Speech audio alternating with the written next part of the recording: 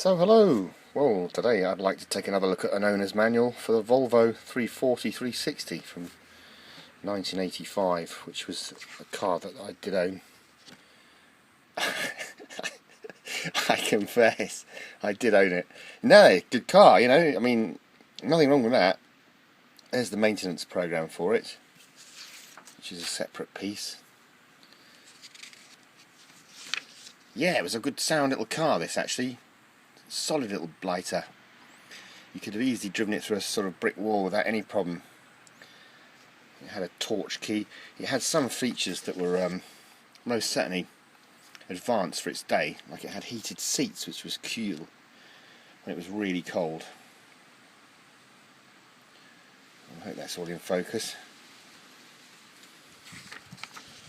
Yeah. So mine was the 340. I think it was 1.8 actually, I can't remember now actually. I think it was 1.7 or 8 comes to mind. Is that you having a drink, mate? It is, isn't it? It's you having a drink, it is, isn't it? Yeah, it was I wouldn't have called it fast, but I'd have called it safe, to be honest with you. Nice safe motor, not bad at all. And it had an eco mode and all the rest of it for its day. There's the wishy wipers, look.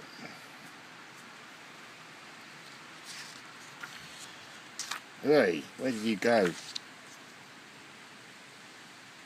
So yeah, tunnel control switches and all the rest of it. Not a bad little motor, as I say.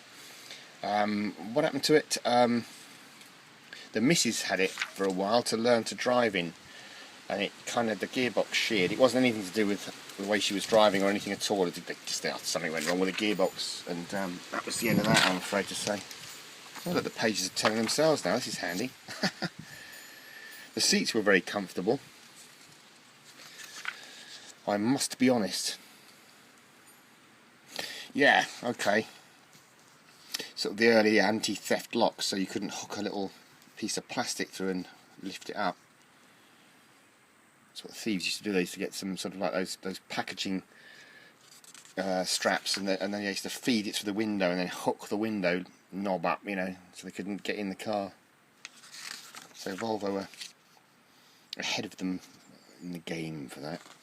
Yeah, it was really good. You could fold the seats forward, and you can see all the different stowage capabilities that you had, and you could actually take quite long things. Oh, my old back. I've been doing the grass today. My old back's done a Billy Bunky on me. There you go. Yeah, not a bad car. I could recommend them. Probably not around anymore. 340, probably all rusted away, but never had the automatic, just the manual one I had.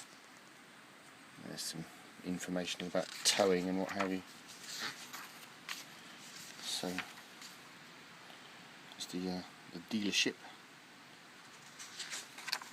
That was the version I had, except mine didn't have the sporty thing at the back there. Mine was just much more basic than that.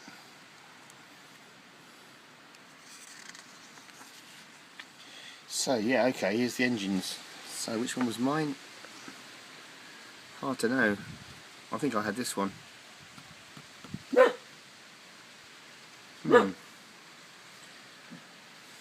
certainly wasn't anything GLT or GLE mine, it was just the basic. So there's your engine oil grades.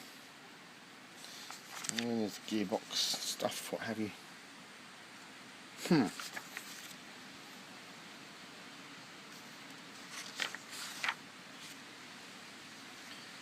Suspension tank. Yeah. There's the fuse box. Quite basic, look. I remember we used to have to turn them every now and then to get the electronics to work, because obviously the car lived outside, and so it was quite difficult to keep it bone dry. No garage. And there's the lamp change, which was actually really easy.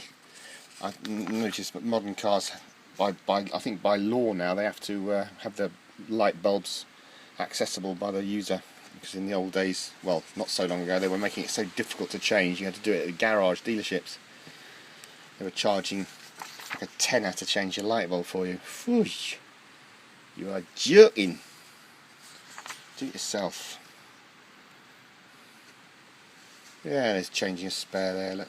Anyway, I hope you found this of some interest. Probably not. It goes on and on. There's a thing about how to sort of resolve paintwork damage and what have you. And cleaning upholstery, which was always important with the dog. So I've always had a dog. In cold weather, long distance trips. Yeah, that was pretty much the one I had. Mine was like a silver colour. Not the best perhaps, because people used to pull out on your lot and you know, and they just didn't see the car because it was the same colour as the road. That's what they told me anyway. It's probably a conspiracy to try and knock me off. Mish money pane. There you go. So, yeah, it's getting a bit boring now, I guess, but there you go, that was it. That was my little review of the Volvo 360 that I used to own. So thanks ever so much for watching. All the very best. Cheers.